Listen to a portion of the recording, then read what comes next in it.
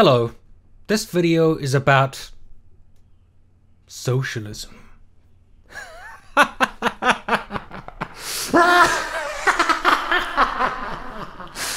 But first, a little backstory. So when I was young, I was a voracious reader. I still love reading, but I got a little bit lazy over time because that's just the kind of man I am. And I'm busy because I have work and a life, man. Smoke weed every day.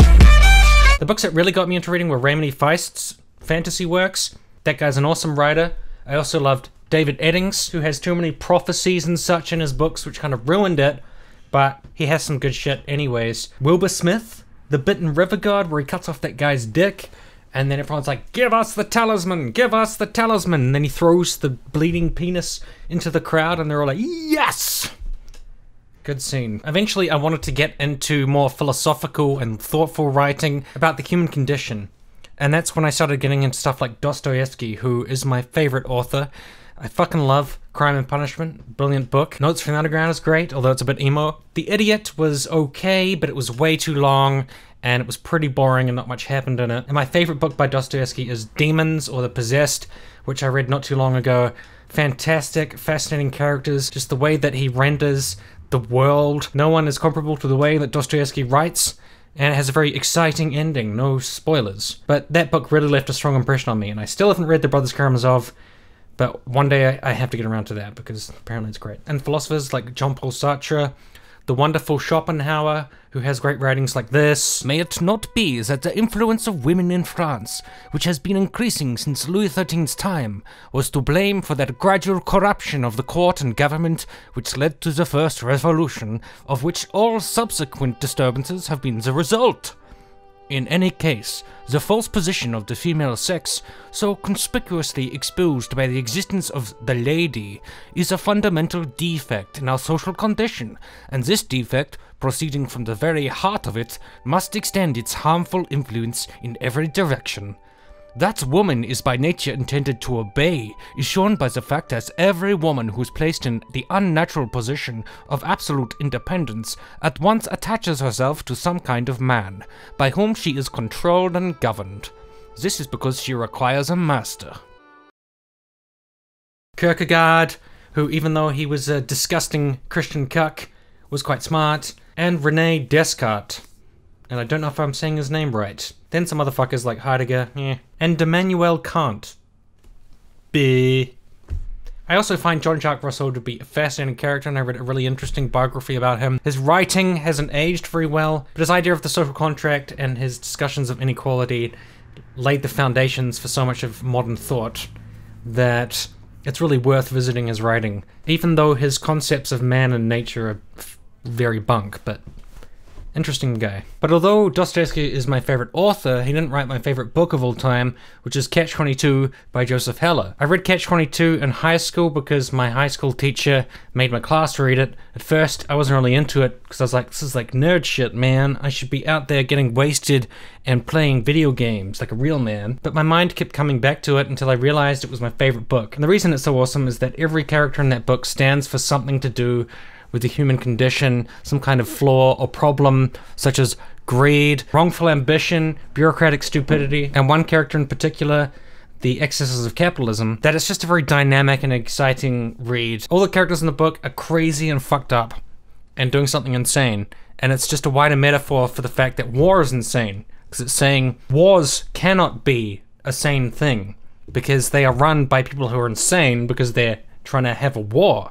And that's not a sane thing to do. It's just a hilarious, entertaining read. Eventually, I came to discover the works of George Orwell when I was a teen or in early 20s. Orwell wrote the most famous dystopian novel of all time, 1984, which is basically universally praised and respected. I do think 1984 is a fantastic book. A good sister or companion book to that is Brave New World by Aldous Huxley. In 1984, there's a totalitarian government headed by the figure of Big Brother. Don't really know if it's a real person. And a totalitarian government tries to control your every thought and move. In Brave New World, they don't need to try to control you because they have genetically engineered human beings to fit certain roles in society, so you just automatically do what you need to do. They don't need force. They don't need police. Although they do have them just in case of emergencies. But in 1984, it's different. They're trying to control everything through force. And it's just interesting to see that juxtaposition between like a physical control in 1984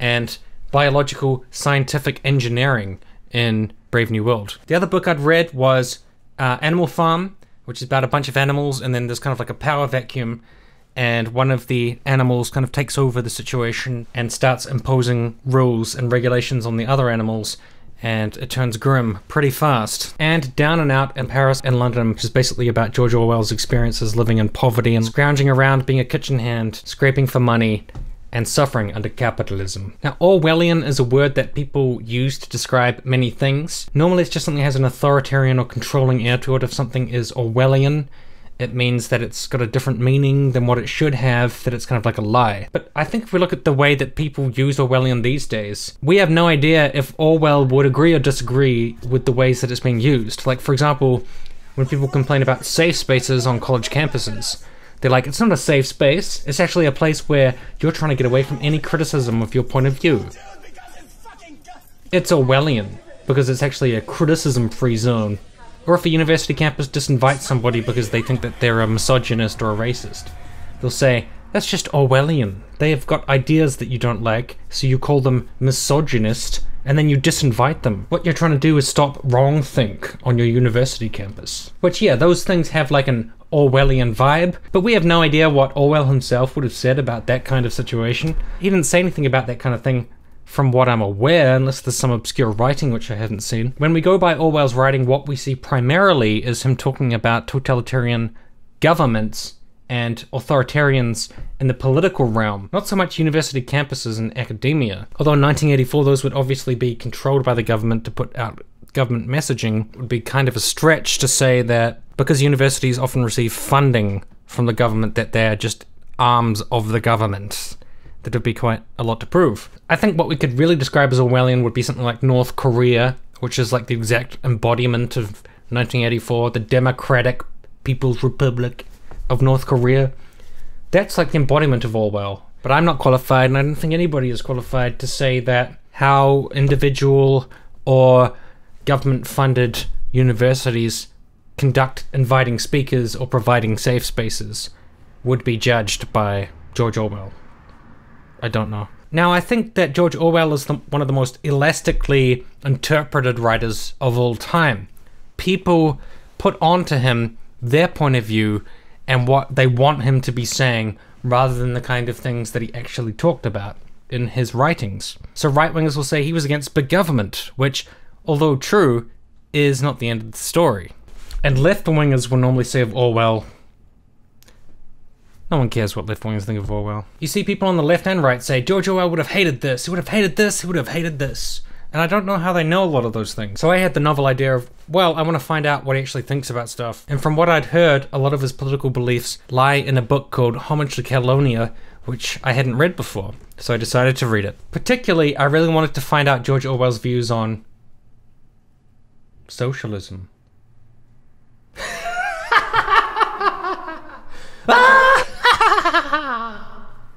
Because people love to characterize his position on that. George Orwell loved socialism. He was a hardcore socialist. He hated socialism. All of his writings were against socialism. And Homage to Catalonia is the best place to go if you want to find out his views on that, unless he randomly changed his views later in his life, and that's not something I'm aware of. Please update me if it's the case. So not long ago, in an attempt to own, wreck, destroy, ruin, and eat the face of a political opponent, I replied to them like this.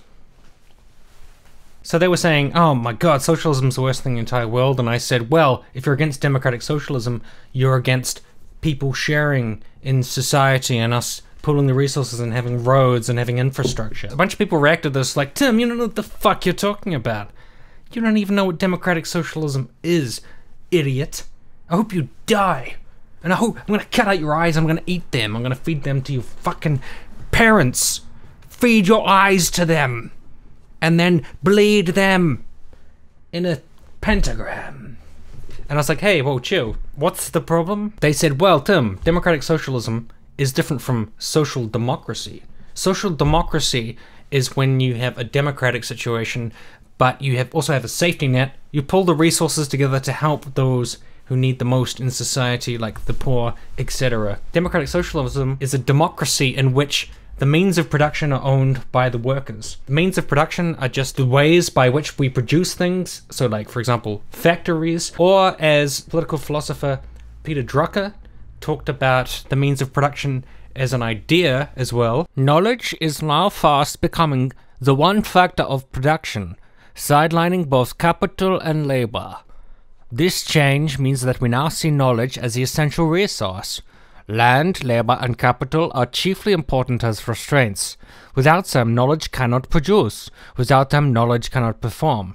Where there is effective management, that is, application of knowledge, we can always obtain the other resources. That knowledge has become the resource. Rather than a resource is what makes our society post-capitalist. It changes fundamentally the structure of society.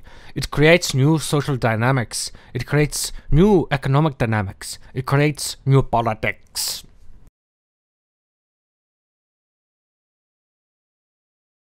And that would basically mean that all of the people would own everything, but still be able to vote on stuff.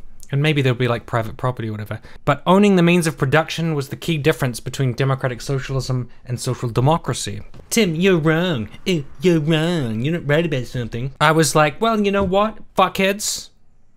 Yeah, you're right. Yeah, I didn't phrase that properly. That's correct. And it was a good learning experience to read more about it. Because I'm willing to admit when I didn't know that much. That's also partly why I wanted to read Homage to Catalonia, because I wanted to learn more. I know, I'm insane. And what I learned from all of that is that I'm not fully for democratic socialism, but I think there should be something more than social democracy. I think the people should own more of the means of production, definitely. I think healthcare should be a right. I think education should be a right, and those should all be free. I think a universal basic income is something that I think is a very interesting idea and would be great. But the place where I go by the wayside slightly is that I don't think all businesses should be publicly owned or socialized. I do believe, however, that in every company, the workers should have a stake in it, particularly in things like CEO compensation. I don't think the CEO should have any right to pay themselves as much money as many of them are paid. So I would be more for like a kind of mixed system, a progressive liberal system, and my anarchist friends would say that would never work because capitalism pollutes everything. You can't just put some decoration on a system which is fundamentally corrupt. And I would say it's the most realistic step towards helping the most people. Maybe at some point it could turn into actual socialism where the workers own all of the means of production. But I think everybody should be provided the important fundamentals of life and more, but also be able to differentiate themselves from other workers based on the fruits of their labor. And I just think anarcho-communism and anarcho-syndicalism, they say they've got solutions for all that kind of stuff, but that is the reason that people are not so keen on it. There's also the problem of what's the most practical.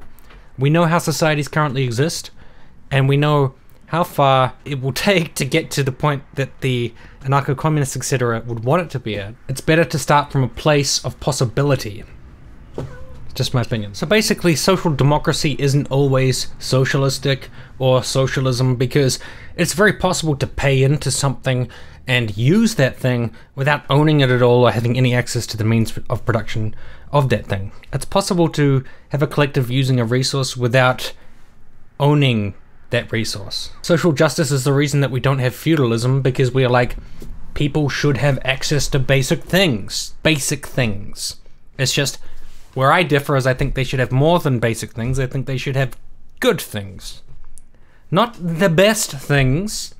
They should have to work to get the best things, but everybody should have good things. And social justice provides the basics. I think unfettered capitalism makes no sense and it's no good, and anarcho-capitalism in particular, where they say we don't need any government at all and it's just magically going to work, is the stupidest political view that I've ever heard of, and whenever I encounter it, I just can't figure out how the fuck somebody came up with anarcho-capitalism, because it's like they were trying to make the anarcho-communists look incredibly much better. It just doesn't make anarcho-capitalism. What were you thinking? Anyways, a great way of learning more about socialism was reading George Orwell's Homage to Catalonia. Homage to Catalonia is about how he went over to Spain during the Spanish Civil War of 1936 to where the fuck is 39? Because he wanted to go over there and fight fascism. The fascism of Franco, who was a general and was trying to take over Spain with his fascism. When Orwell got there, he didn't know what the hell to do. The first people to try to recruit him were the POUM. And he was like, hey man, are you fighting the fascists? And they were like, yes we are. And he was like, it'll do. And he joined them. These were hardcore communists who wanted to defeat Franco and create a communist society.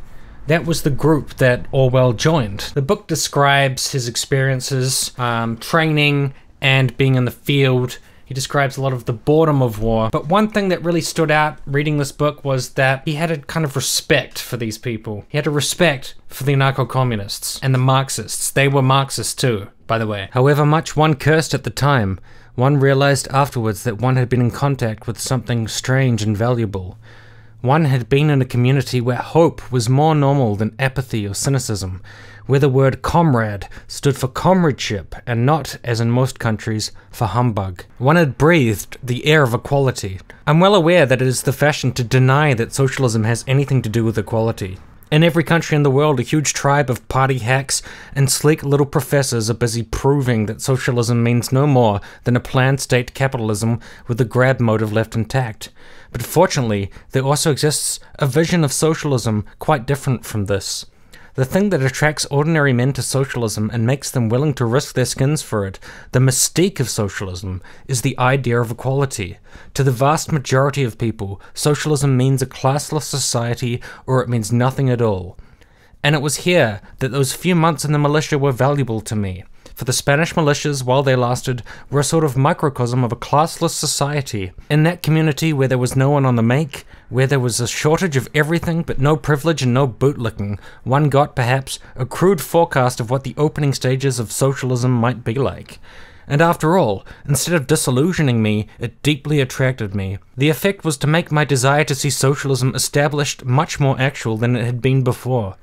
Partly, perhaps, this was due to the good luck of being among Spaniards, who, with their innate decency and their ever-present anarchist tinge, would make even the opening stages of socialism tolerable if they had the chance. The main thing that stood out to Orwell was just how inefficient they were and how, he couldn't get good equipment. Their organization was shit, and the conditions were poor. But he really appreciated the camaraderie and the spirit of Marxism, and as the book went on, it's fairly clear that he just has a respect for these people. So how the fuck can he hate socialism while having such an admiration for them? Now, I understand socialism is more of a political idea or theory, and we're just talking about his relationship with certain individuals, but he does create a distinction later on in the book between anarcho-communist revolutionaries and Soviet communists. On the whole, I accepted the communist viewpoint, which boiled down to saying, we can't talk of revolution till we've won the war, and not the POUM viewpoint, which boiled down to saying, we must go forward or we shall go back. When later on I decided that the POUM were right, or at any rate righter than the communists, it was not altogether upon a point of theory. On paper, the communist case was a good one. The trouble was that their actual behavior made it difficult to believe that they were advancing in good faith. The often repeated slogan, the war first and the revolution afterwards, though devoutly believed in by the average PSUC militiaman, who honestly thought that the revolution could continue when the war had been won, was eyewash. The thing for which the communists were working was not to postpone the Spanish Revolution till a more suitable time, but to make sure that it never happened. This became more and more obvious as time went on, as power was twisted more and more out of working-class hands, and as more and more revolutionaries of every shade were flung into jail. Every move was made in the name of military necessity, because this pretext was, so to speak, ready-made. But the effect was to drive the workers back from the advantageous position and into a position in which, when the war was over, they would find it impossible to resist the reintroduction of capitalism. The tone of the book changes when he goes to Barcelona. In Barcelona, the anarcho-syndicalists C and T took over the telephone exchange, and the government, which was not quite the same as Franco, came along and were like, you know what, we want the telephone exchange. So they came in and they took over the telephone exchange. After that, they declared POUM were an illegal group and anybody who was in that were going to be arrested. And straight away, the Soviet communists came in to do the bidding of the government. And it was while in Barcelona that Orwell was like, holy fuck, like the Soviet communists are basically working with the fascists. On paper, they're fighting when they face each other across the line, but when it comes to the actual political situation, organized Soviet communism is undermining the revolutionaries. Orwell came to observe that the main thing the Soviet communists wanted to do was to prevent a people's revolution. Orwell doesn't really describe favorably or negatively a people's revolution. He just says that's the thing that they were against. And I don't know, I mean, if he was more against a people's revolution, would he have said how bad it was? And that he was quite happy with the Soviet communists? But he seems very negative about them. And this seems to be laying the groundwork for him saying that authoritarianism, or a top-down approach, not a people-up approach, is the main political problem in his eyes. And that was the inspiration for 1984, when he saw the kind of top-down approach of communist Stalinism. He was disgusted. I think that's what really inspired 1984. Anti-Stalinism. And you can see the seeds of that in Homage to Catalonia. It's a really good book, it's really easy to read, and it's really descriptive, and it's very informative, and I'd recommend anybody read Homage to Catalonia. Apparently the book was not very popular when it first came out, but it's had quite a lot of longevity, and I think the reason for that is, although Orwell did give his point of view, particularly about anti-Soviet communism, which was a precursor to him being anti-Stalin, he didn't prejudge the situation, he just went there and saw it as it happened and gave his impression of it. But one thing that really stood out to me is that he never really particularly seems to display any kind of contempt or disgust for the Trotskyists and the Marxists.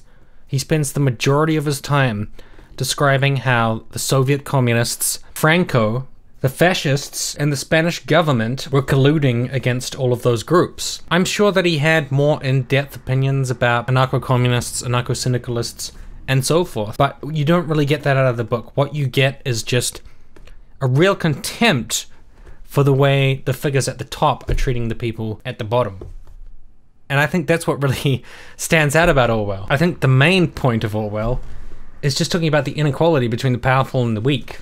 I mean, that's what I got through all his books. So my main impression of Orwell, just from me reading his writings, I know, crazy, is that his ultimate theme is that authority is easily abused. Totalitarianism was the main thing that he was focused on. How much we can just take the minutiae of life and apply it to George Orwell, I don't fucking know, because his writing was a lot more overt. It hit you over the head. I'm talking about hardcore totalitarianism controlling every aspect of your life and fucking you over. But like safe spaces and trigger warnings and like university campuses, he may disapprove if he was alive, but is that what he was writing about?